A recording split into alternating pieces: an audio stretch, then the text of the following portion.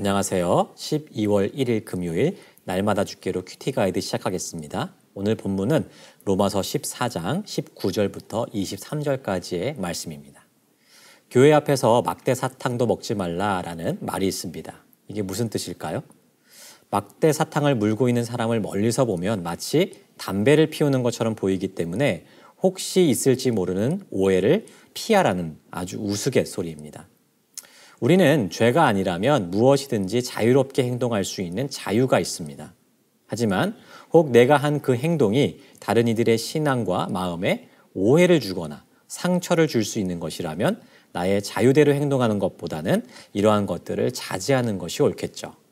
오늘 말씀은 여기에 대한 주제를 주고 있습니다. 관찰 질문 1번입니다. 우리가 힘써야 할 일은 무엇입니까? 19절을 보겠습니다.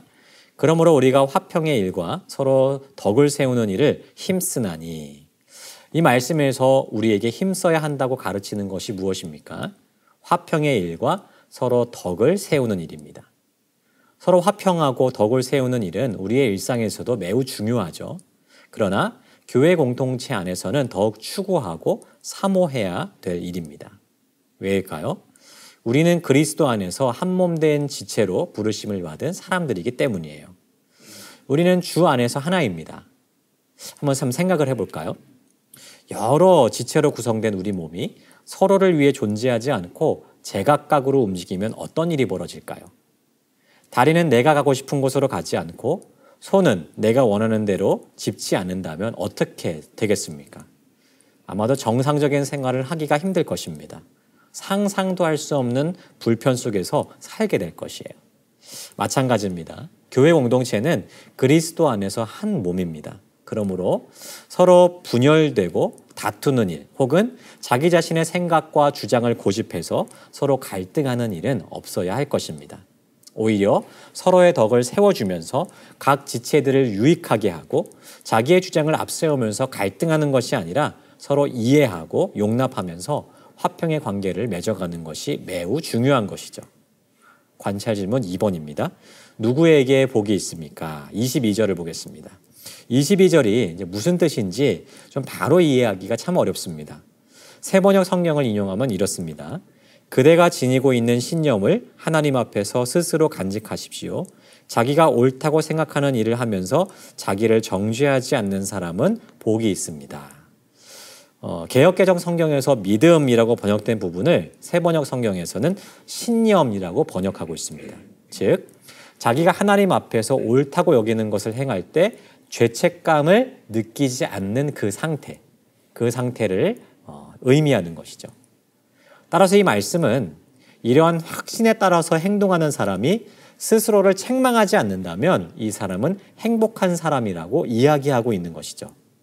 즉, 바울은 교회 안에서 일어난 분쟁과 다툼을 해결하기 위해서 모든 성도가 스스로 옳다고 여기는 것이 있다면 확신에 따라서 행동하라라고 가르치고 있는 것입니다. 바로 이어서 관찰 질문 3번 보겠습니다. 의심하고 먹는 자는 어떻게 되었습니까? 이 말씀에서 의심하고 먹는 자가 정죄되었다라는 말이 있습니다. 이것은 무슨 뜻일까요? 이는 스스로 거리낌이 있음에도 불구하고 양심과 갈등을 무시하고 먹는다는 말입니다. 다르게 이야기하면 양심에 거리낌이 있어서 스스로 책임질 수 없을 때는 먹지 말아야 된다는 것이죠. 즉, 성도가 누릴 수 있는 행동의 자유는 한정이 있다는 거예요. 제한되어야 된다는 것입니다. 그리고 그것은 자신에게 주어진 분량만큼이어야 된다는 것이죠. 좀 복잡합니다. 자, 정리해 보겠습니다. 22절에서는 자기 확신대로 자유롭게 선택하라라고 이야기했어요. 그런데 23절에서는 성도가 누릴 수 있는 행동의 자유에는 제한이 있어야 된다라고 이야기합니다. 어떻게 보면 정반대의 이야기를 하고 있는 것처럼 보이죠. 우리는 이 말씀을 어떻게 이해할 수 있을까요? 결국 우리의 분별력을 이야기하고 있는 것입니다. 여러분, 우리가 확신을 가지고 행동하는 모든 일에 오류가 있을까요? 없을까요? 네, 있습니다. 오류가 있을 수 있어요. 때로는 내가 큰 확신을 가지고 어떤 일을 선택한다 할지라도 그것이 잘못된 선택일 수가 있다는 것이죠. 그리고 그 행동이 다른 이들에게 나쁜 영향력을 끼칠 수가 있습니다. 그러므로 우리에게 필요한 것은 올바른 근거 위에 세워진 확신에 따라서 행동해야 된다는 것입니다. 그렇다면 여러분, 우리 행동의 올바른 근거는 어디에서 얻을 수 있습니까? 바로 하나님의 말씀이죠. 즉 우리는 하나님의 말씀 속에서 얻은 가치관과 기준을 따라 행동하면서 그 기준에 흔들림이 없을 때 확신을 가지고 선택할 수 있다는 것입니다. 이렇게 선택하게 된다면 우리는 양심의 갈등 속에서 잘못된 선택을 하지 않고 그러므로 우리의 자유를 방탕하게 사용하지 않을 수가 있는 것이죠. 따라서 22절과 23절은 정반대의 이야기를 하는 것이 아닙니다. 같은 이야기를 하고 있는 것이에요. 하나님의 말씀에 근거해서 틀림이 없다면 자유롭게 선택해라. 하지만 하나님의 말씀에 비추어 보아서 신앙 양심의 가책이 느껴진다면 그 자유를 제한하라는 것입니다. 그렇게 행동했을 때 우리는 비로소 우리의 행동을 통해서 교회의 덕을 세워갈 수 있다는 것이죠.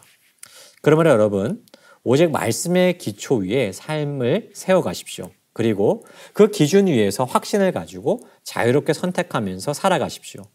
우리가 이러한 기준과 확신 속에서 살아간다면 우리의 행동 때문에 다른 이들을 시험에 빠뜨리는 것이 아니라 오히려 나의 경건한 행위와 행동으로 인해서 많은 이들에게 복을 끼치는 은혜를 누리게 될 것입니다.